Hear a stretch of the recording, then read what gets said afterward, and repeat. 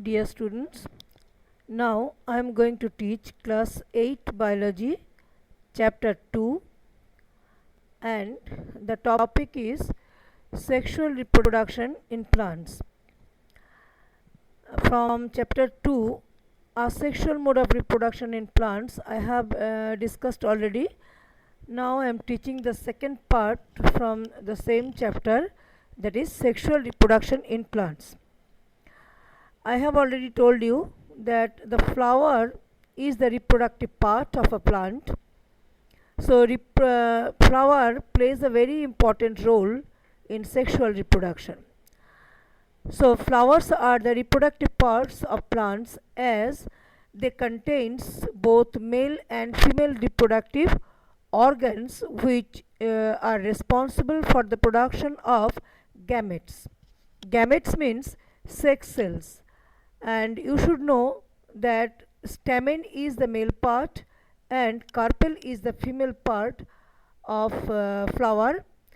Stamen produce pollen grains which are the male gametes, and carpel produces eggs, that is female gametes. So once again I am going through the definitions given here.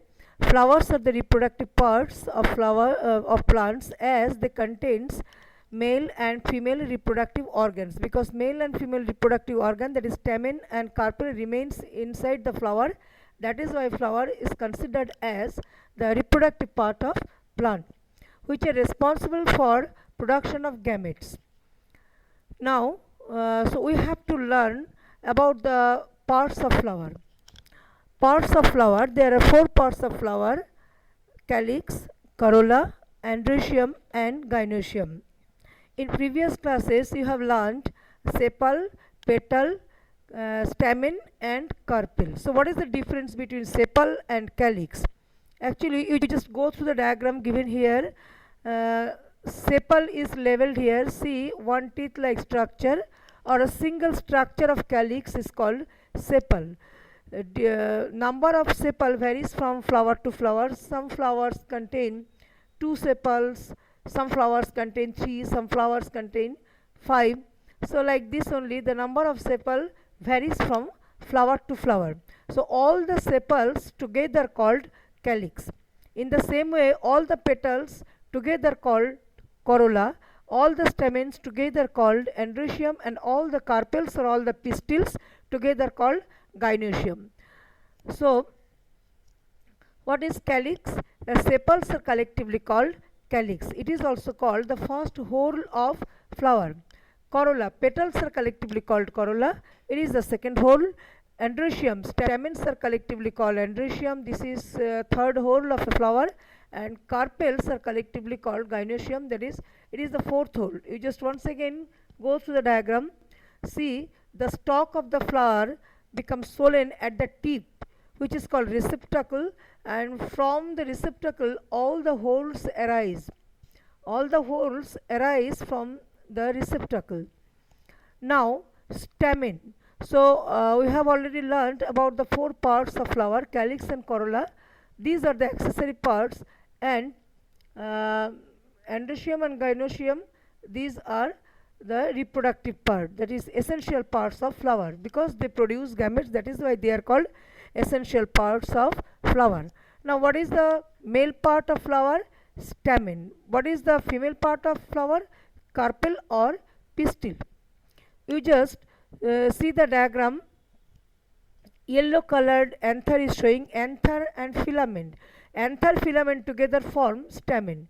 So the stamen has 2 parts, anther and filament. Anther produces pollen grains which are considered as male gametes. In the same way, see the structure of carpel. It is given here. A carpel or a pistil has 3 parts.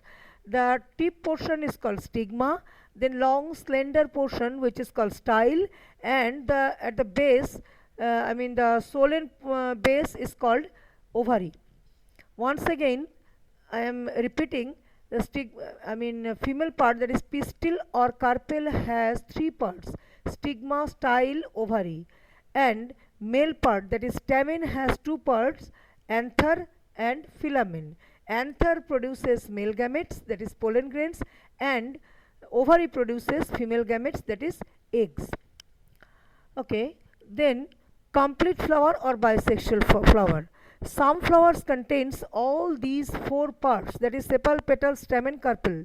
The flowers which contains all the four parts, they are called bisexual flower or complete flower. Bisexual flower or complete flower.